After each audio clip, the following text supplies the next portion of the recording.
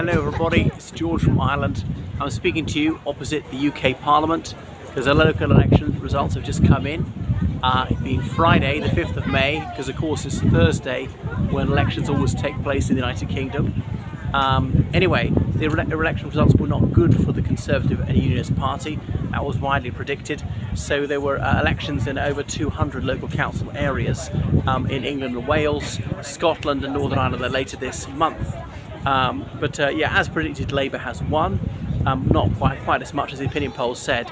Now, opinion polls are obviously problematic because some district councils have reported, others haven't, so their patch is not quite complete just yet. Remember, it's a 4-year cycle. There are local elections every year, the first Thursday of every May, but not in the same areas. The places which voted this year, 2023, last voted in 2019 or vote again in 2027.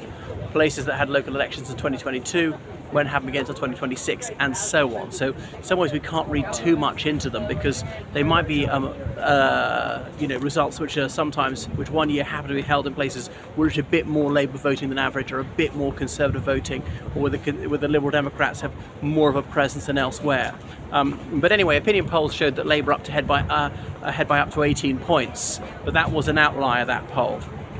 Sort of polar polls with them ahead about 14 points ahead, and Labour tends to always perform a bit worse than that. Sir John Curtis says Labour needs to win by double digits in these local elections to be sure to form a single majority government in this forthcoming Westminster election, predicted to be held in December 2024. And so they're just about on track for that. This betting agency, whatever, sort of worked out the probability of Labour having a majority in the House of Commons next time is about 89%, and there's about 2% chance the Conservatives have a majority, and whatever is a sort of a 5% chance the Conservatives will be the largest party but not have a majority, and so on. So it is looking rosy for Labour, but maybe not to quite run away with it. So the Conservatives have already lost something like 300 local council seats. The results are not yet still in, so they'll be losing more than that.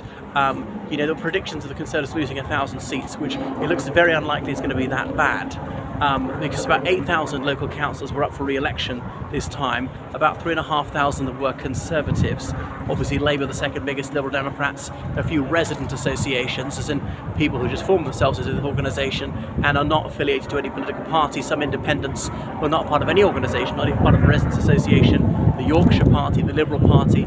Those the Liberal Party are not the Liberal Democrats, because when the Social Democratic Party and the Liberal Party merged in 1988 to eventually form the Liberal Democrats, there are a few members of the Liberals who refused to merge, and they remained a distinctive Liberal Party, and that's actually still going, though it is minuscule. Even about 25 UKIP councillors faced re-election. I'm not sure if a single Reform UK councillor was standing this time. So yeah, as widely predicted, Labour have done fairly well. They've gained control of a few councils. Some Conservative councils have fallen to no overall control. But it has not been as triumphant for Labour or as disastrous for the Conservatives as was slated by some. I mean, it has been a Conservative defeat. And there was this talk that these local election results would be so dreadful, there'd be a clamour to bring back Boris Johnson. That at least what he was plotting for the last few months, and that doesn't appear to be the case, although even then there are some people calling for Bojo to come back. I mean, Rishi Sunak's popularity is at -5, so he's more popular in this party. Keir Starmer's approval rating is at 10%.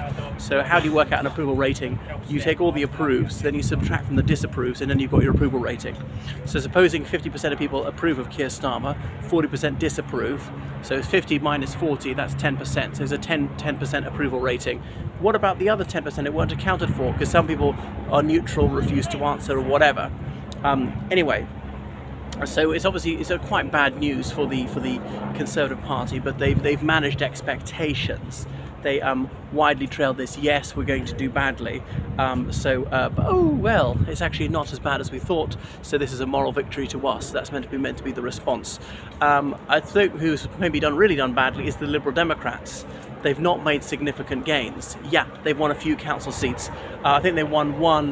They gained one council area because, in local government there are urban district councils, county councils, borough councils, all very complicated. But there are roughly 50 councillors on any local authority. And so the Liberal Democrats, with the Conservative Party deeply unpopular, or with the Labour Party whose leader doesn't set the world alight, you might think this is an opportunity for the Lib Dems to gain but they haven't really. Especially as you know, what was used to be their unique selling point is they were the absolutely anti-Brexit party. As the Remainer, or perhaps more accurately, Rejoiner sentiment has increased, the more people would rally to them. But obviously that's not an issue in the local elections. Only the UK Parliament can bring the United Kingdom back into the European Union if the EU chooses to let the UK in. That's not a local council issue, but voters don't seem to perceive it that way. Voters they're often looking at national issues. There are local issues, like I think it was in Plymouth where the Conservative Council proposed to cut down lots of trees, and that led to a lot of people voting Lib Dem and Labour and so on. And Labour's done well in the Medway towns in Kent, obviously Kent being usually a very conservative county, so that's good news for them. The Liberal Democrats have gained in North Norfolk, for example. So the Conservative Party has been sort of pushed back on all fronts. The Liberal Democrats are strong in random areas of the English countryside. Lib Dem target seats are almost always Conservative held. These days very few are Labour held at the moment. Often prosperous bits of southern England is where the Liberal Democrats are trying to nudge up the Conservative and Unionist Party. So that's it. Quite good news for Labour. They can't be as ecstatic as they pretend. It's not quite a dreadful drubbing as the Conservatives had in the mid-90s. Perhaps surprising, because in the mid-90s the economy was at least growing steadily, unemployment was low and falling, inflation was very low.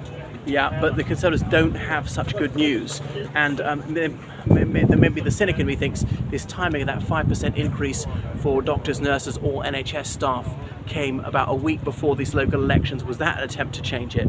Now, turnout was very low, a little over 30%. That's partly because this new rule that came in that you had to provide some photographic ID, a passport, your driving license, some sort of over 60 entitlement card, things like that.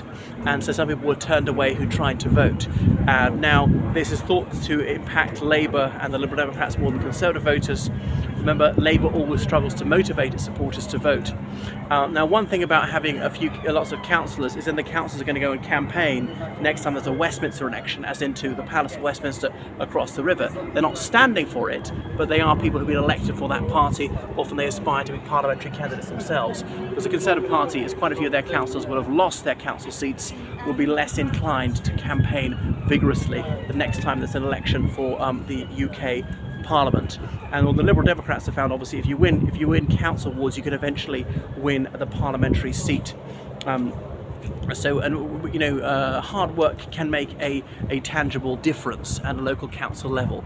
So local councils are divided into wards between 6,000 and 9,000 voters, and the ward will be represented by either 2 or 3 councillors depending on the population. Right, so that's it from the about the local elections in the UK. You can see the turn of the tide, literally, not just metaphorically, as the Thames is flowing out to the sea actually quite rapidly, because it's a tidal river. It's the sea water's going in. That's why the river level rises and falls so much. There's a heavy police presence. There was a police helicopter nearby because, it's the King's coronation tomorrow. So it's only now and the Queen's funeral that I've seen so many police around, convoys of foreign dignitaries, heads of state, coming here for the coronation. I think the First Lady of the United States, Dr. Jill Biden, was here. I think I saw her being driven in through London earlier today. Right, thank you so much for my channel. Thank you for your donations on Patreon and PayPal. Please keep them in. I urgently need them to sustain the channel. So georgecallahan79@gmail.com. That's how you find me on PayPal. Toodaloo.